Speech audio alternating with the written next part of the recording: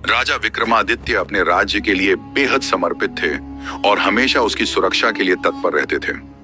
एक रात जब पूरा राज्य गहरी नींद में सोया हुआ था, विक्रम को सूचना मिली कि राज्य के सीमांत पर एक राक्षस ने हाहाकार मचा रखा है। उसने न केवल लोगों में भय का माहौल बना दिया था, बल्कि जंगल की सारी वनस्पतियों को भी नष्ट कर दिया था। गांव के लोग इतने डरे हुए थे कि दिन में भी घरों से बाहर निकलने से कतरा रहे थे। विक्रम ने निश्चय किया कि वह खुद इस राक्षस का सामना करेगा।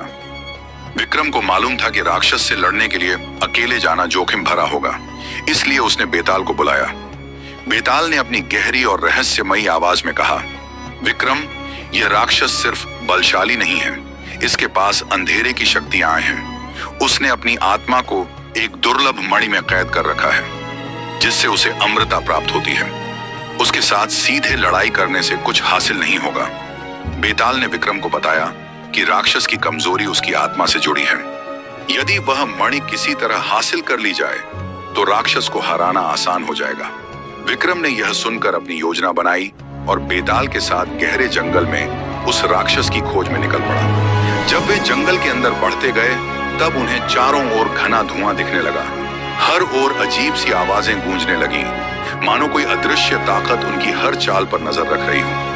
अचानक राक्षस अपने भयानक रूप में प्रकट हुआ। विशाल शरीर, धधकती लाल आंखें और गरजती आवाज से वह भय का वातावरण बना रहा था।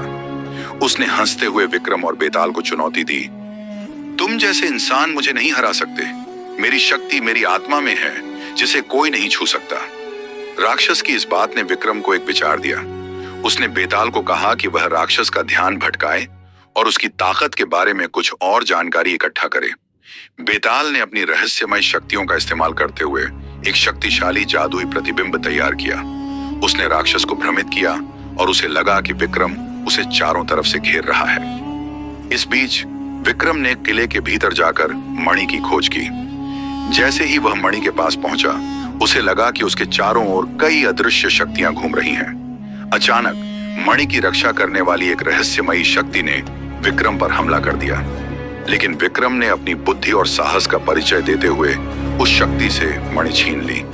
मणि विक्रम के हाथों में आई। राक्षस का स्वर बदल गया। अब वह विनती करने लगा, मुझे छोड़ दो राजा विक्रम, मेरी आत्मा के बिना मैं नष्ट हो जाऊंगा। मैं वादा करता हूं कि इस राज्य को छोड़ दूंगा और कभी लौटकर नहीं आऊंगा। विक्रम ने गंभीरता से कहा, यह राज्य मेरे लोगों का है और उनकी सुरक्षा के लिए मैं किसी भी हद तक जा सकता हूं। या तो इस राज्य को छोड़कर जा या मैं इस मणि को नष्ट कर दूंगा। राक्षस ने अपनी हार मान ली और तुरंत वहां से भाग गया। जब विक्रम और बेताल ने राज्य लौटकर यह खुशखबरी सुनाई, तो पूरे राज्य में आनंद और उत्साह का माहौल था। लोगों ने अपनी सुरक्षा के लिए विक्रम और बेताल की बहादुरी की प्रशंसा की और विजय का जश्न मनाया।